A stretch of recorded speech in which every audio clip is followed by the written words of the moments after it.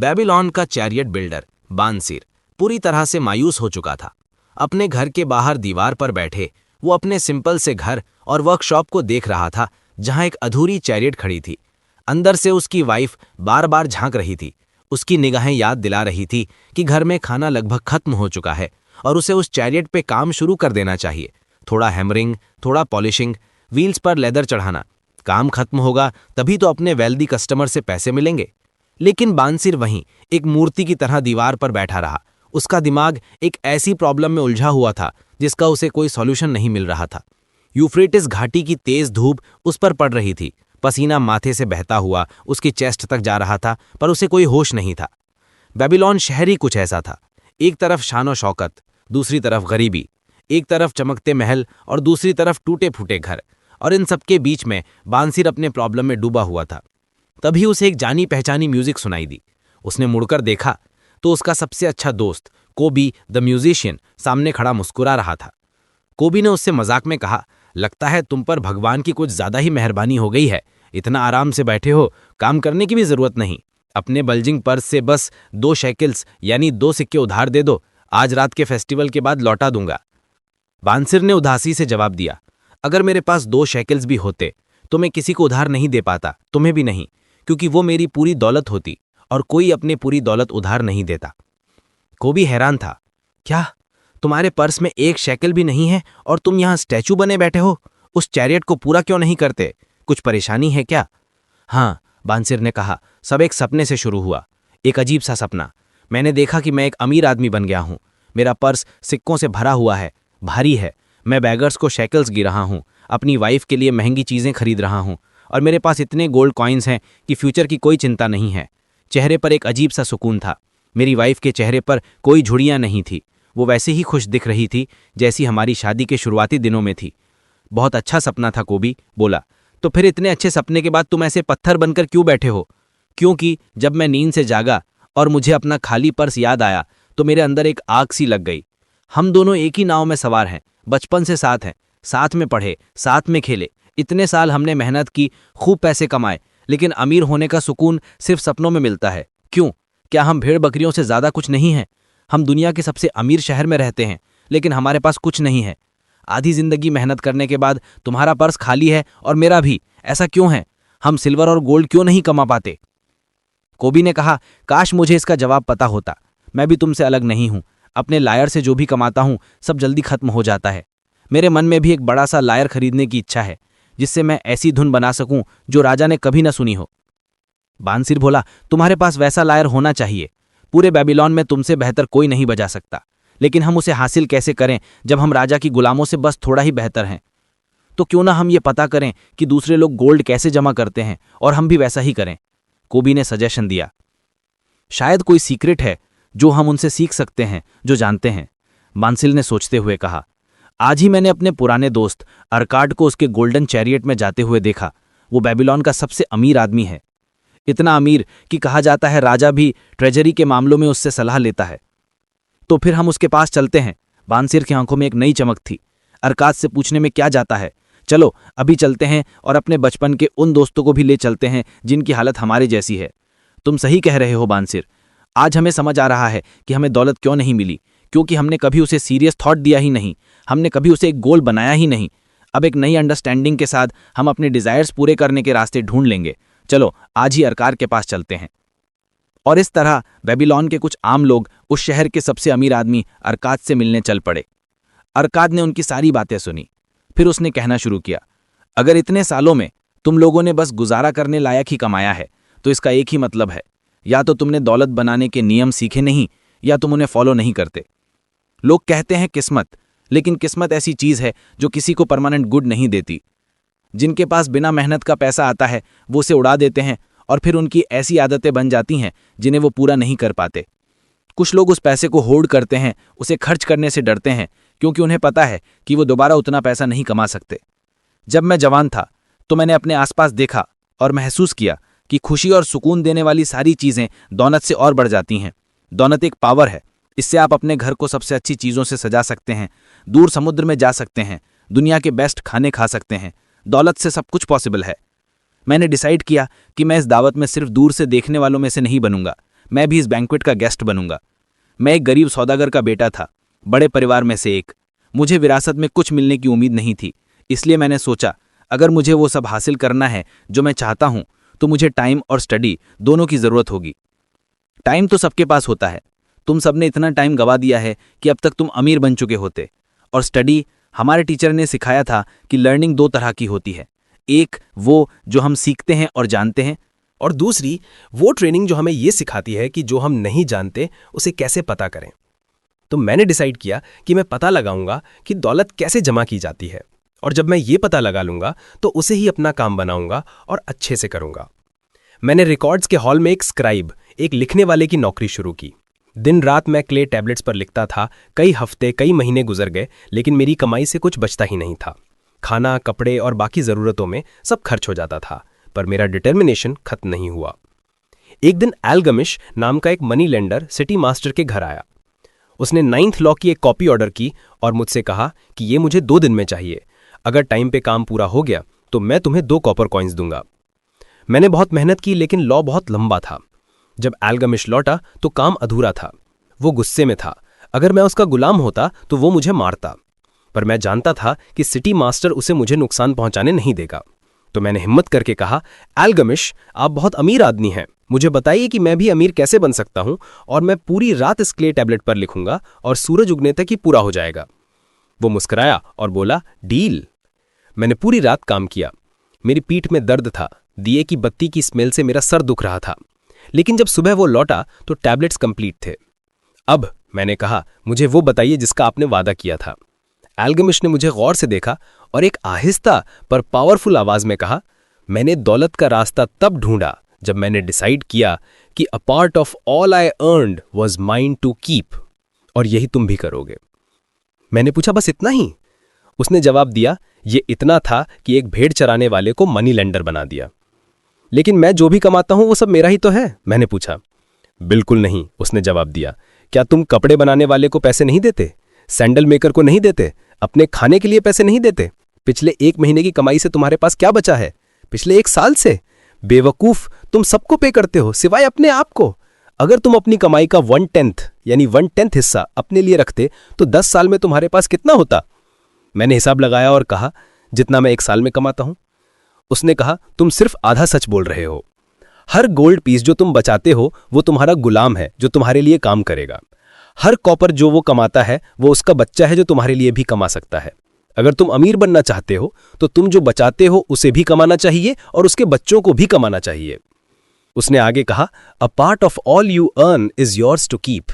ये 1/10 से कम नहीं होना चाहिए, चाहे तुम कितना भी कम कमाते हो। पे योर सेल्फ फर्स्ट। बाकी बचे हुए पैसे से ही कपड़े वाले और सैंडल वाले से खरीदो। दौलत एक पेड़ की तरह एक छोटे से बीज से उगती है। तुम्हारा बचाया हुआ पहला कॉपर वो बीज है जिससे तुम्हारी दौलत का पेड़ उगेगा।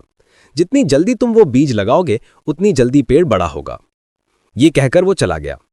मैंने उसकी बातों पर बहुत सोचा और मुझे ही अजीब लगा कि जब मैंने 10 में से 1 कॉपर कॉइन अपने लिए रखना शुरू किया तो मुझे पैसे की कमी पहले से ज्यादा महसूस नहीं हुई।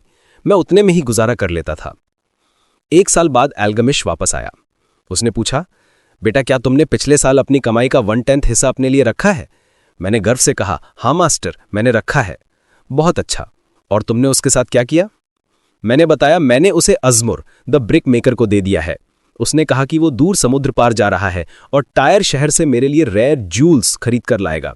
जब वो वापस आएगा तो हम उन्हें महंगे दामों पर बेचेंगे और प्रॉफिट बांटेंगे। एल्गमिश गुस्से में बोला, हर बेवकूफ को सीखना पड़ता है, लेकिन जूल्स के बारे में एक ब्रिक मेकर की नॉलेज पर भरोसा क्यों किया? क्या तुम रोटी बनाने वाले से सितारों के बारे में पूछोगे? नहीं, तुम्हारे सेविंग्स चले गए लड़के। तुमने अपनी दौलत के पेड़ को जड़ से उखाड़ दिया है। लेकिन एक और पेड़ लगाओ, फिर से कोशिश करो, और अगली बार अगर जूल्स के बारे में सलाह चाहिए तो ज्वेल मर्चेंट के पास जाना। एडवाइस एक ऐसी चीज है जो मुफ्त में मिलती है, लेकिन सिर्फ वही लेना जो लेने लायक हो। और वैसा ही हुआ। अज़मुर ने कांच के बेकार टुकड़े लाकर दे दिए जो जेम्स जैसे दिखते थे, लेकिन मैंने हार नहीं मानी। मैंने फिर से हर 10 में से 1 कॉपर बचाना शुरू कर दिया। 1 साल बाद एल्गमिश फिर आया। उसने पूछा, अब क्या प्रोग्रेस है? मैंने जवाब दिया, मैंने खुद को फेथफुली पे किया है और अपनी savings Agger the shield maker को दी हैं ब्रॉन्ज खरीदने के लिए, और हर 4 महीने में वो मुझे रेंटल यानी इंटरेस्ट देता है। ये अच्छा है, एल्गमिश ने कहा। और उस रेंटल का तुम क्या करते हो? मैं उससे एक बड़ी दावत करता हूँ, हनी, अच्छी वाइन और केक के साथ। मैंने अपने लिए एक लाल ट्यूनिक भी खरीदा है। ये सुनकर एल्गमिश हंसा। तुम अपनी सेविंग्स के बच्चों को ही खा जाते हो, तो फिर वो तुम्हारे लिए काम कैसे करेंगे और उनके बच्चे कैसे होंगे जो तुम्हारे लिए काम करें? पहले गोल्डन स्लेव्स की एक आर्मी बनाओ, फिर तुम जितनी चाहो उतनी दावतें कर सकते हो बिना किसी पछतावे के। उसके बाद मैं उससे 2 साल तक नहीं मिला। जब वो वापस आया तो वो बहुत बूढ़ा हो चुका था। उसने पूछा, अरकाद, क्या तुमने वो दौलत हासिल कर ली जिसका तुम सपना देखते थे? मैंने जवाब दिया, अभी पूरी नहीं, पर कुछ है मेरे पास और वो और कमा रही है और उसकी कमाई भी और कमा रही है। अरकाद, तुमने अपने लेसन्स अच्छे से सीख लिए हैं। पहले तुमने अपनी कमाई से कम में जीना सीखा, फिर तुमने उन लोगों से सलाह लेना सीखा जो अपने एक्सपीरियंस से सलाह देने के काबिल थे, और आखिरकार तुमने गोल्ड को अपने लिए काम करवाना सीख लिया है। तुमने सीख लिया है कि पैसा कैसे एक्वायर करना है, उसे कैसे रखना है और उसे कैसे यूज करना है। इसीलिए अब तुम एक रिस्पॉन्सिबल पोजीशन के लिए तैयार हो। मैं बूढ़ा हो रहा हूं, मेरे बेटे सिर्फ खर्च करने का सोचते हैं। अगर तुम निप्पुर जाकर मेरी जमीनों की देखभाल करोगे तो मैं तुम्हें अपना पार्टनर बनाऊंगा और तुम मेरी प्रॉपर्टी में हिस्सा पाओगे। तो मैं निप्पुर गया और उसकी प्रॉपर्टी की देखभाल की। क्योंकि मैंने वेल्थ हैंडल करने के 3 लॉज में मास्टरी हासिल कर ली थी, मैं उसकी प्रॉपर्टी की वैल्यू को बहुत ज्यादा बढ़ा सका। और जब एल्गमिश का टाइम पूरा हुआ तो मुझे उसकी प्रॉपर्टी में से हिस्सा मिला, जैसा उसने लॉ के मुताबिक अरेंज किया था। ये थी अरकाद की कहानी। एक सिंपल कहानी, लेकिन इसमें दौलत के सारे राज छुपे हैं। बेबीलोन के राजा ने जब ये देखा कि शहर में दौलत कुछ ही लोगों के हाथ में है, तो उसने अरकाद को बुलाया। उसने कहा, अरकाद, मैं चाहता हूं कि बेबीलोन दुनिया का सबसे अमीर शहर बने, और इसके लिए यहाँ के हर सिटीजन को अमीर बनने का तरीका आना चाहिए। क्या तुम लोगों को सिखाओगे? अरकाद मान गया और उसने 100 लोगों की एक क्लास ली, जिसमें उसने एक लीन पर्स यानी खाली बटुए के 7 इलाज बताए। ये 7 क्योर्स आज भी उतने ही रेलेवेंट हैं जितने 6000 साल पहले थे। पहला क्योर था start thy purse to fattening, यानी अपने पर्स को मोटा करना शुरू करो। ये वही लेसन है जो अरकाद ने एल्गमिश से सीखा था। आप जो भी कमाते हैं उसका कम से कम 1/10 यानी 10% हमेशा अपने लिए रखें। इससे पहले खर्च ना करें। पे योरसेल्फ फर्स्ट, ये आपका बीज है जिससे आपकी दौलत का पेड़ उगेगा। दूसरा क्योर है कंट्रोल द एक्सपेंडिचर्स, अपने खर्चों को कंट्रोल करो। हम सबके जरूरी खर्चे हमेशा हमारी इनकम के बराबर हो जाते हैं। हम जरूरतों और इच्छाओं यानी नीड्स और वांट्स में कंफ्यूज हो जाते हैं। एक बजट बनाओ, अपने जरूरी खर्चों को लिखो। ये देखो कि आपकी इनकम के 9/10 हिस्से में क्या क्या पूरा हो सकता है। बाकी डिजायर्स को लिस्ट से काट दो। बजट आपको ये दिखाएगा कि आपके पर्स से पैसा कहां लीक हो रहा है। तीसरा क्योर है मेक दाई गोल्ड मल्टीप्लाई, अपने गोल्ड को मल्टीप्लाई करो। पर्स में रखा पैसा कुछ नहीं कमाता, उसे इन्वेस्ट करना जरूरी है। आपकी सेविंग्स आपके गोल्डन स्लेव्स हैं, उन्हें काम पर लगाओ। उनसे जो अर्निंग्स हों उसे भी री इन्वेस्ट करो। एक ऐसी इनकम स्ट्रीम बनाओ जो लगातार आपके पर्स में बहती रहे, चाहे आप काम कर रहे हों या ट्रैवल। चौथा क्योर है guard Dai treasures from loss, अपने खजाने को नुकसान से बचाओ। इन्वेस्टमेंट का पहला प्रिंसिपल है प्रिंसिपल की सिक्योरिटी। बड़े रिटर्न्स के चक्कर में अपना असल पैसा मत गवा दो। हमेशा उन लोगों से सलाह लो जो पैसा हैंडल करने में एक्सपीरियंस्ड हैं। अरकाद की गलती याद है? उसने एक ब्रिक मेकर पर जूल्स के मामले में भरोसा किया था। ये गलती मत करना। पांचवा क्योर है make of that dwelling a profitable investment, अपने घर को एक प्रॉफिटेबल इन्वेस्टमेंट बनाओ। एक आदमी पूरी तरह से लाइफ एंजॉय नहीं कर सकता जब तक उसका अपना घर ना हो। रेंट देने की जगह अपना घर खरीदने की कोशिश करो। हर पेमेंट के साथ आपकी लोन लायबिलिटी कम होगी और आपका एसेट बढ़ेगा। इससे आपकी कॉस्ट ऑफ लिविंग कम होगी और आपकी सेविंग्स बढ़ेंगी। छठा क्योर है इंश्योर अ फ्यूचर इनकम, अपने फ्यूचर के लिए एक इनकम इंश्योर करो। लाइफ बचपन से बुढ़ापे तक चलती है, इसलिए आने वाले दिनों के लिए जब आप यंग नहीं रहेंगे एक सूटेबल इनकम की तैयारी करना जरूरी है। अपने परिवार के लिए भी प्रोविजन करो। लॉन्ग टर्म इन्वेस्टमेंट्स प्लान करो जो सालों तक सेफ रहें और जरूरत के टाइम पर अवेलेबल हों। और आखिर में 7वां क्योर है increase thy ability to earn, अपनी कमाने की क्षमता बढ़ाओ। आपकी डिजायर स्ट्रांग और डेफिनेट होनी चाहिए। सिर्फ अमीर बनने की इच्छा रखना काफी नहीं है। एक टैंजिबल गोल रखो, जैसे मुझे 5 गोल्ड पीसेस चाहिए। जब आप उसे हासिल कर लेंगे तो आप 10 पीसेस का गोल रखो, फिर 20 और फिर 1000। इस तरह वेल्थ जमा होती है। अपने क्राफ्ट में, अपने काम में बेहतर बनो। The more of wisdom we know the more we may earn. जो इंसान अपने काम के बारे में ज्यादा सीखता है उसे हमेशा रिवॉर्ड मिलता है। ये 7 सिंपल रूल्स यही बेबीलोन की दौलत का राज थे। लेकिन सिर्फ नियम जानना काफी नहीं है, एक्शन लेना जरूरी है। एक और कहानी है दबासिर की, एक कैमल ट्रेडर जो कभी बेबीलोन छोड़कर भाग गया था क्योंकि उस पर बहुत कर्ज था। वो सीरिया में गुलाम बनकर बिक गया। वहां उसकी मालकिन ने उससे एक सवाल पूछा जिसने उसकी जिंदगी बदल दी। उसने पूछा कि तुम अपने आप को आजाद आदमी कैसे कह सकते हो जब तुम्हारी कमजोरियों ने तुम्हें यहां खड़ा किया है? अगर एक आदमी के अंदर गुलाम की आत्मा है तो क्या वो गुलाम नहीं बन जाएगा, चाहे उसका जन्म कहीं भी हुआ हो? इन शब्दों ने दबासिर को हिला दिया। उसे एहसास हुआ कि उसके असली दुश्मन उसका कर्ज है, और जिन लोगों से उसने कर्ज लिया था वो उसके दोस्त थे क्योंकि उन्होंने उस पर भरोसा किया था। एक दिन उसे मौका मिला और वो वहां से भागकर बेबीलोन वापस आ गया। पर इस बार वो भागा नहीं, उसने एक प्लान बनाया। ये प्लान उसकी क्ले टैबलेट्स पर लिखा हुआ था 5000 साल बाद। प्लान सिंपल था, 1/10 यानी 10% सारी कमाई का अपने पास रखना, ये उसकी अपनी दौलत थी। 7/10 यानी 70% में अपने और अपनी फैमिली के लिविंग एक्सपेंसेस पूरे करना, ना इससे कम ना इससे ज्यादा। और बचा हुआ 2/10 यानी 20% अपने सारे कर्ज चुकाने के लिए इस्तेमाल करना। दबासिर ने यह प्लान रिलीजियसली फॉलो किया। उसने अपने सारे क्रेडिटर्स से बात की और उन्हें बताया कि वो थोड़ा थोड़ा करके उनका सारा पैसा लौटा देगा। कुछ लोग गुस्सा हुए पर ज्यादातर मान गए। धीरे धीरे उसने अपना सारा कर्ज चुका दिया। उसके पास अपनी सेविंग्स भी थी और सबसे इंपॉर्टेंट, उसने अपनी सेल्फ रिस्पेक्ट वापस पाली। उसने कहा था, where the determination is the way can be found. जहां इरादा है वहां रास्ता मिल ही जाता है। ये कहानियां, ये नियम, ये बेबीलोन के रूइंस से निकले हुए खजाने हैं।